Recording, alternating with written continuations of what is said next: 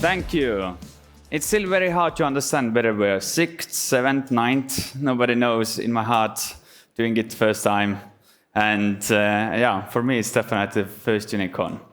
But this isn't the topic I'm going to talk about today.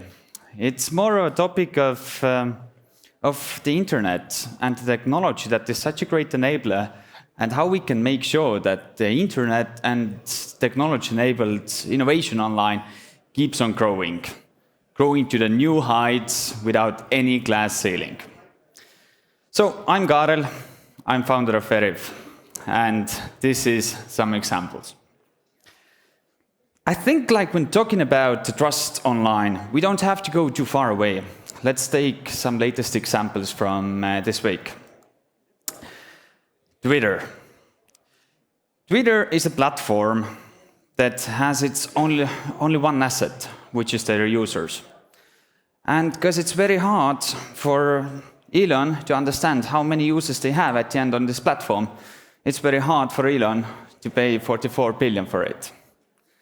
So what you're able to see here is definitely the thing that it takes some time for Twitter, due to lack of Veriff, say how many real users they have on their platform.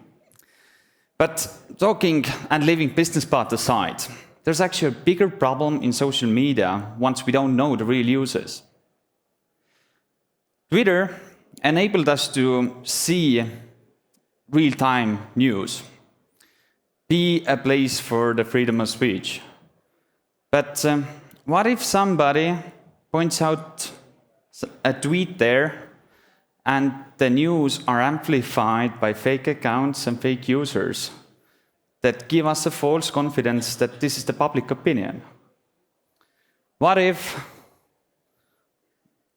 it's the definition of misinformation, where it means that a very small amount of people have created something wrong and now they are able to amplify it with fake accounts? This is exactly the reason why it's very important for the future growth of social media to knowing the real people behind those accounts. But yeah, going from social media, let's talk about social life. Let's talk about dating online. Dating online has changed significantly when the technology came across. And even though it's great, there's a lot of trust, some very few enemies are also there. Netflix had recently a documentary, The Tinder Swindler, where Simon Leviev is a guy who was basically using people's trust to get their money. But at the same level, it was very hard for police to protect the people because they are limited in cross-border cooperation. All what we can say is that it's such an important part to keep on having tools that enable people to make themselves trusted online. And this is exactly what enables for the future growth of the internet. Because trust is such a fundamental challenge for a digital society. And without trust, we are never going to see the full potential of it. So that's the thing why it's such an important part for us to rebuild the trust on the internet. And it's pretty simple how to do it at first. It all gets back to understanding who are we talking with. And it all gets back to matching people with their real identities. And now, 15 years ago, I first got a very good understanding that this is the sector that needs some improvement. Because I'm a country boy, grew up on an island, and trying to buy goods on eBay was the only tool to get something more than your rural shops were offering to you. And the only option to pay was to use PayPal. So I did everything they asked for, fulfilled the application form, uploaded my copy of my ID, and within 2 weeks, they sent me an email that unfortunately you're not allowed to use this service because you're not 18 years old. At that time, without thinking twice, changed my date of birth from 1994 into 1984 on this document, uploaded the same picture with a slight change, and my order got confirmed. 15 years later, PayPal understood it's exactly the problem they're facing now. This comes from their Q4 earnings report, showing that 3.5 times the population of Estonia is fake on their platform, making their service more expensive for the good ones that pay the cost of fraud. So that's exactly what we're doing at Veriff, working as a team, making internet safer. And all of this Latitude event is about purpose, inclusion. And that's the purpose of our work, doing it globally, having 56 different nationalities in our team, 500 people strong team that has doubled in size over the year, and now in 5 locations. So everybody at Veriff can choose where they want to spend their November when it gets dark, wet and ugly here. But when talking about Veriff and more in depth, then the best tool to learn about Veriff is definitely going to veriff.com/careers. Because you can definitely find something that is interesting to you, and I'm always very happy to talk about things more in depth already at the final interview. So thank you all. Hope you had a good chance to get a better understanding of what we're up to at Veriff.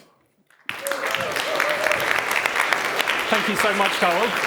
So everyone is soon going to be able to ask questions. There'll be microphones going around, and I'm sure people do have lots of questions. But first, to grill you in a bit more detail, I'd like to introduce Anisah Osman Britton, a reporter for Sifted, who also has some social organizations looking after supporting coding, which I'd love to hear briefly more about. Anisah, welcome.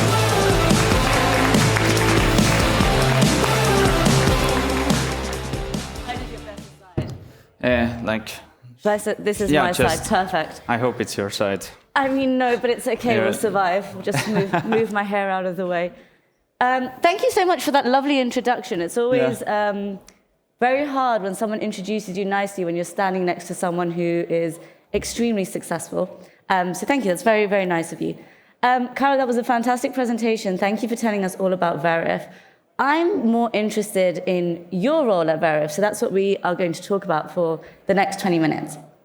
You told us a little bit about Tinder Swindler and the stuff that's kind of changing in trust, the Elon Musk conversation. How are you personally being able to keep up with all these trends and all these new technologies? I think, at first, the sector that we're working in, I believe we all have some kind of personal stories and connections, whether it has been somebody whose credit card details have been taken away, and you're seeing so much, but are challenging on this internet. And yeah, at first it's just talking to people is number one, and the second part of all is I'm a news junkie. I really want to be up to date with the information, and I read a lot. Not too many books. Because books, majority of the time, needs manufacturing, getting into physical shape, and most of the time the information is already outdated when it's on the shelves. So, interesting. I hope there are no authors in the audience. So that's really interesting because obviously Veriff has been moving into the Web3 space quite quickly. You were one of the first people to start taking on big clients in the Web3 space. How has the team shaped your knowledge of the new technologies and telling you what they think the next bet should be? Or is that coming from you from the top? No, that's exactly what they tell me. I believe this is the part of Veriff, and the reason why we are having a lot of people from different technology companies that have joined us is that they are bringing the knowledge, whether they worked at IBM, Google, Spotify, and other places that are now have thought that, all right, there's a lot of changes in the technology, and what is the place that can have truly the biggest impact? And I'm always super excited to hear from them, and I don't want to be the face of Veriff forever, but I really like being close to the decision and talking to people who are going to be the face of Veriff in their particular areas. Okay, so let's talk about that a little bit. You've been very open about wanting to hire more experienced people around you, people who have maybe worked in the industry longer as a first-time founder.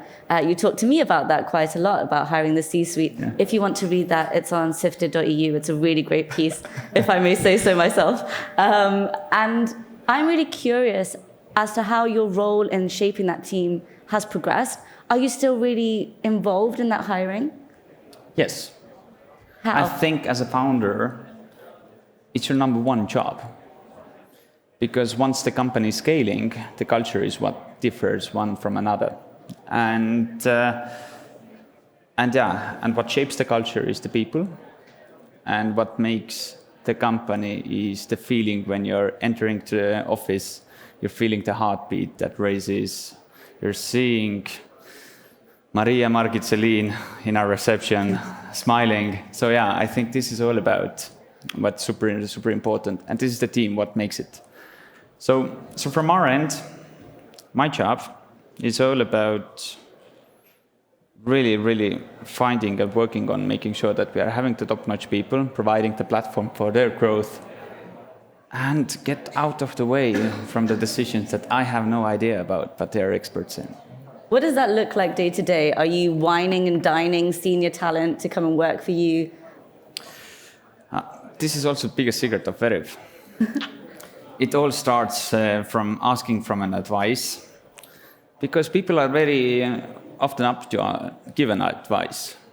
You go out for a lunch because people have to eat. You might even go out for a dinner because we have to have also dinner. And over the course of building up the relationship, getting to know each other, I think this is an important part of really hiring slow, getting to know each other, until the advice is so good that what if building it underneath one umbrella and doing it with Veriff? Okay, so you say you're a first-time founder and people are giving you lots of advice. How are you dealing with that? Is it all great? Are you taking it all on board? Or you're like, actually, this is shit, but I need you to come work for me? How do you manage all the advice that is coming in your direction? How do I manage all the advice? So depending also on the particular areas, it's super important to talk to people. And it's easier to follow the advice given by your team, because once they give it, they also need to take the ownership and deliver it. Once you're getting advice from outside, you always have to make up your mind on your own, because you are the one taking an ownership within this particular area and direction you're going into. So I always encourage people to talk to different people a lot, but always make up your mind on your own, because there's no shared responsibilities. There's always you need to eat it up. I love how you phrase that. I just want to talk about the senior team for one more second. You've obviously worked really hard to build that senior team. There are some big names on your board. But your team is very diverse across the whole range of roles, all the way from the bottom. But the top doesn't quite reflect that diversity. How is your strategy shaping up for that? Is it part of your role to change that? Do you want to change it? Yes, I think it's super important, understanding at first. It's building a global team. It takes a global company. It takes a global team.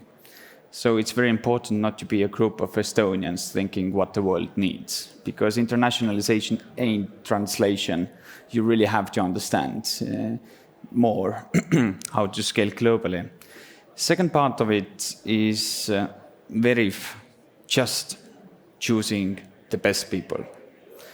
We haven't put too much of a focus on whether we take one for one reason or another. We've been always taking the best people, and that's the reason why we are a very diverse team as well.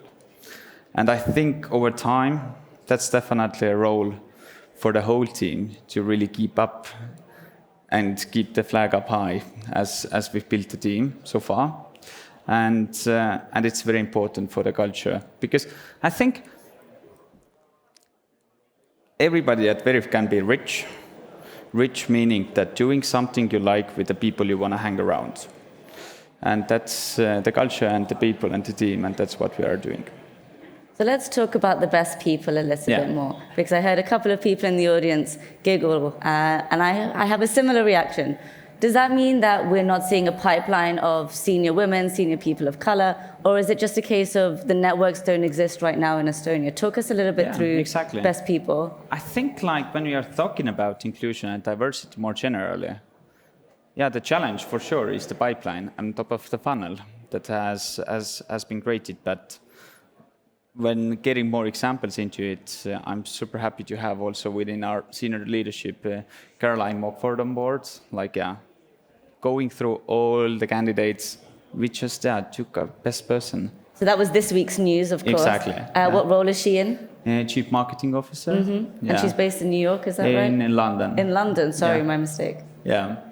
Sometimes, there's a lot of information. Try and stay on course. top. Cool, so let's switch it up a little bit. I want to talk a little bit about you and how you've grown through your role as a founder by yourself to where you are now.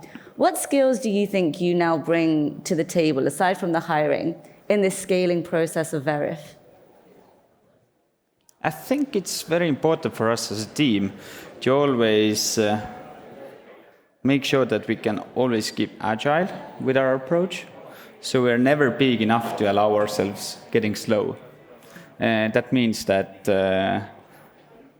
it's always more important to empower the people, not the processes, and really always see and challenge who are the ones that are creating the work and the balance between the ones that do the work.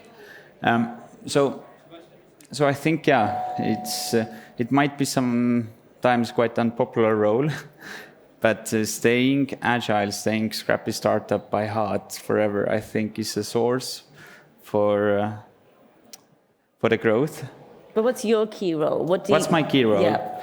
I think no day is the same, and you rather see it as an architect of the business, that there are some areas that need some improvement, but they're doing well for the next 2 quarters. There are some areas that need support now, and this is always the work of really adjusting where you can have a biggest impact within an organization, because organization is as strong as all the teams within organization evolving at the same pace. And that's why it's very hard to say what's my key role, because it's a lot of going from one place to another, so others can focus. Are you going to be focused on opening other offices? Is that part of your goal? It's not part of my goal. Opening up a new office is important to have somebody who can definitely commit at least half a year or longer to really go in there, because opening up an office is a commitment. So we are having our launch teams that are moving in, staying there for a year, building up the same hires culture, because the core of the team is essential. Unfortunately, I'm not in a position of staying in one place for a year, and that's the reason why we are having better people at it doing it Veriff. Okay, so let's talk about you saying you are the face of the company right now. When people talk about Veriff, it's obviously you that comes up as the face, and you say you don't want to do that anymore. How do you think that transition works in a scaling company from being definitely Kaarel and Veriff to Veriff being its own brand? I think from our side, it isn't the goal on its own for me to be that. I really want to have everybody at Veriff being proud of being Veriffian, being there, talking about us, being our ambassador. And my role has been just trying to figure out the people who are the ones. Everyone at Veriff is the one, and you're gonna see more and more people from Veriff talking, and I just love it. Yeah, I'm introvert by heart. I've done a lot of work to become an extrovert. You hide it very well. I know. Thank you. I appreciate it. Standing up here doing a 15-minute presentation is not easy if you're an introvert. Yeah, exactly. And then getting grilled straight after. I mean. But I still believe everybody of us without the diagnosis has also ADHD. Nobody can keep a focus on something more than 5 minutes. So has everyone lost focus then on our conversation already? Okay, so you say what your key role is, and there isn't quite one. Sorry, my mic is falling off. There isn't quite one. What then is the role that you really wish you didn't have to do anymore moving forward, or that you have just been like, this is not my key skill, I don't want to touch this anymore? I think that's always the question you ask from yourself when making hiring decisions, because you always want to have people and that can provide a step change in different areas. It's also different that sometimes something super hard is interesting, challenging, and you want to do it and learn it. But there are also sometimes the topics that take a lot of time for me to learn as well. So you always want to go after the best hires who have done it before. What's the next one then that you're like, I need this gap being filled? I think in terms of the gaps being filled, we are at the moment very well covered. I don't like to be a manager. I feel that management can be learned, and yeah, it's a skill set that can be achieved over time.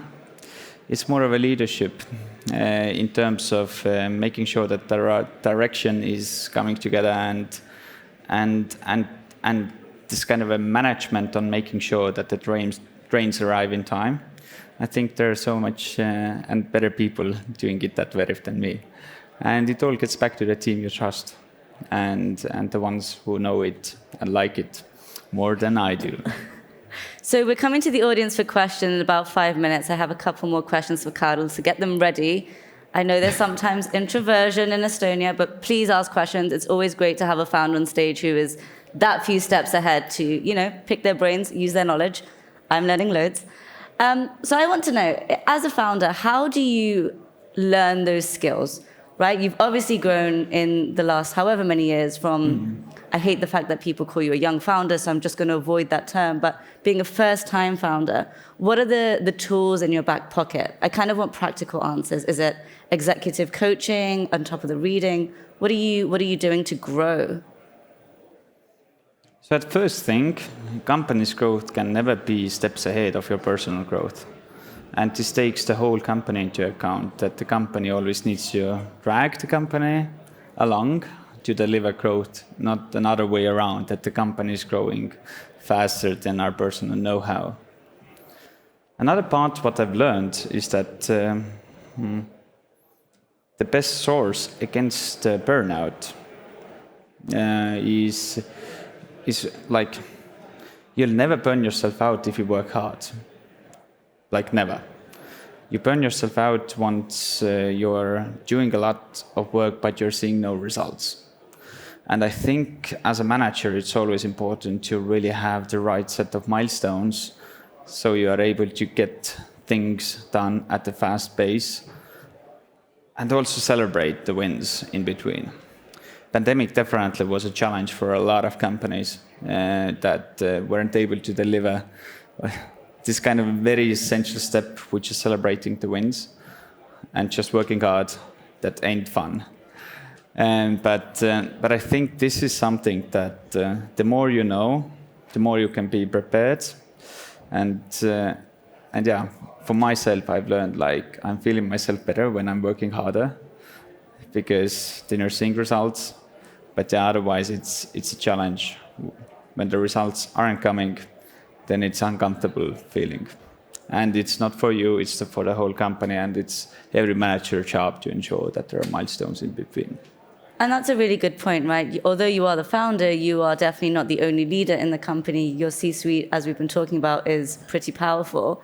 How are you making sure that they continue to grow? What do you have milestones for them in terms of leadership growth? I think we all keep each other very accountable within the C-suite. There's a lot of benchmarking that we do, and keeping each other accountable and calling bullshit when somebody compares us with Netflix, because we are not building another Netflix. We are doing Veriff, and we aim higher. And I think all those things are super important, but once you're having a very, very strong feeling of safety at first within the C-suite, but the accountability that encourages to drive and aim higher. We're going to leave it there for 1 second. Do we have questions from the audience? Perfect. Yeah. Do we have a roaming mic? Where, perfect. There's a question here with the person with the sailor's cap. Is it a sailor's cap? I think so. Yeah. Did I got a... Hey. Hello. I'm Thomas from TravelWiser, and the question lies very deep, personal-wise, for you. You said hard working is the role how you can be successful in terms of understanding the milestones and understanding where you're heading to. But what's your personal day-to-day, daily routines, or something that you think that must be in stone for you to be in balance, not in sick, and to be fully a leader that you want to present the team to be example as? Yeah. Oof. At first, a routine question. Good question. It's very hard also to follow some routines when I'm not very good on my own with routines. Once different days are different. Still, I believe it's no matter what you do, the best skill set is to lead by example. And I think as a team as well, it's the leading by example isn't coming from just the way we work and what happens at the office. It's also example of taking some time off and making sure that others do the same. So all things considered, I think my day-to-day life, I do sports. It's important to have the physical strength because the startup is all about stamina, and another part it's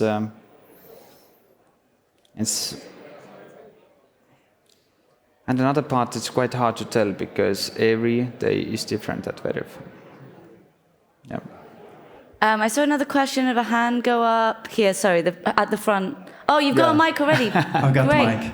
Yeah. Hi, Kaarel. It's great to see you on stage. You raised 120,000 with Y Combinator, which is amazing in 2018, and in 4+ years raised 100 million. And I'm wondering, what's the superhero skill to raise from 120 to 100 million in 4.5 years? And could it be storytelling? Exactly, Dane's storytelling, you're right.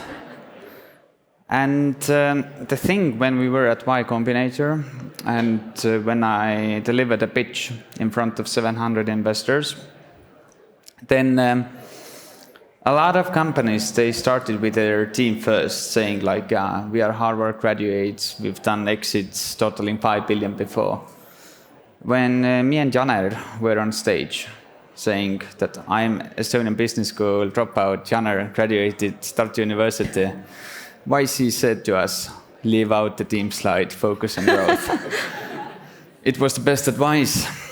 And we focused on growth, and they felt that we have no other thing to give excuses to. It's all about what delivers the value of something you do is the growth of your business. When thinking about now for 4 years, it's super important to keep those essentials in place. Making sure that your lemonade stand business has lemons that are cheaper than the lemonade you sell. It ensures that you always keep on having the healthy metrics and maturity within your whole team to really understand what does it take to build a proper business that stays. And this is where investors appreciate. And 4 years later, 200 million later, here we are. And a pretty impressive team slide now, I presume. Yeah. There you go, you've got the mic at the front. Yeah, hi. I'm Omari, also a first-time founder, and I have a question about leadership, going back to that topic.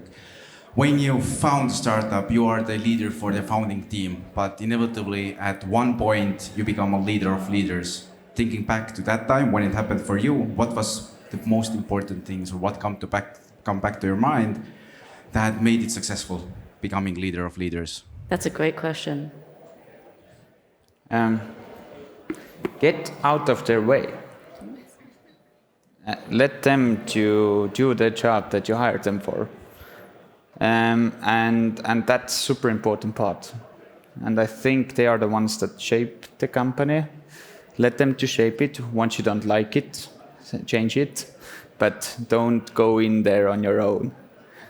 Otherwise it kills all their motivation and their ability to perform. We have time for one last question. I saw a hand up at the back. Thank you. Is there a hand up at the top, actually? Did I? No? Okay. Sorry, there's 2 more. There's one over there as well. Don't think we have time for 2 more, but let's see how quick this question is. Tere Kaarel, this is Kirill from Content Quo. Can you talk about the worst hire that you've made? Not personally, obviously. Is it like asking for a friend? Or like, I don't know. It's the worst hire that I made. Oh.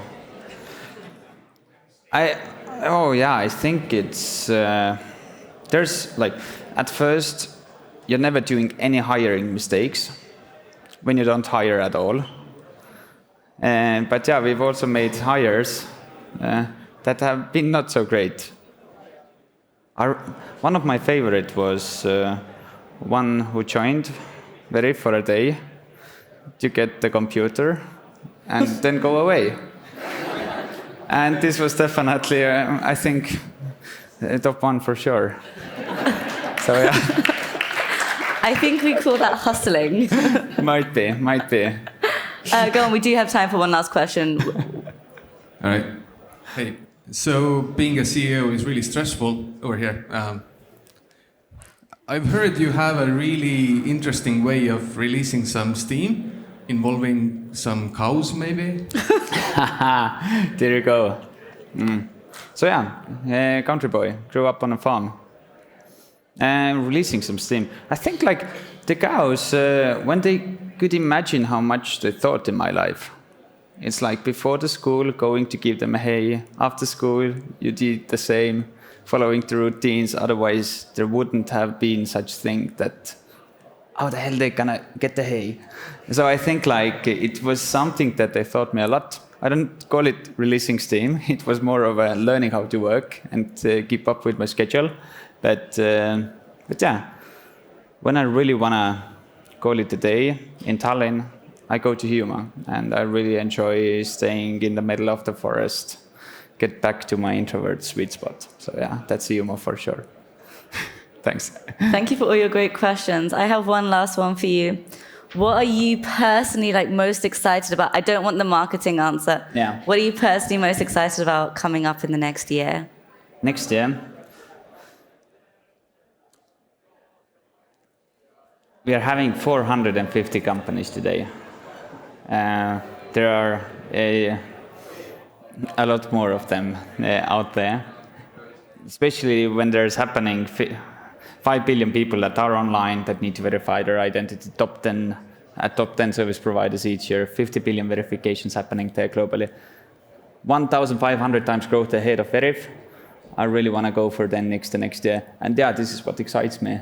And this is, I believe, what excites our team as well. And delivering it with our team is something that I'm looking forward to in the next 12 months. Love that. Kaarel, thank you so much for your time. Yeah. And thank you, everyone. Enjoy the rest of the conference.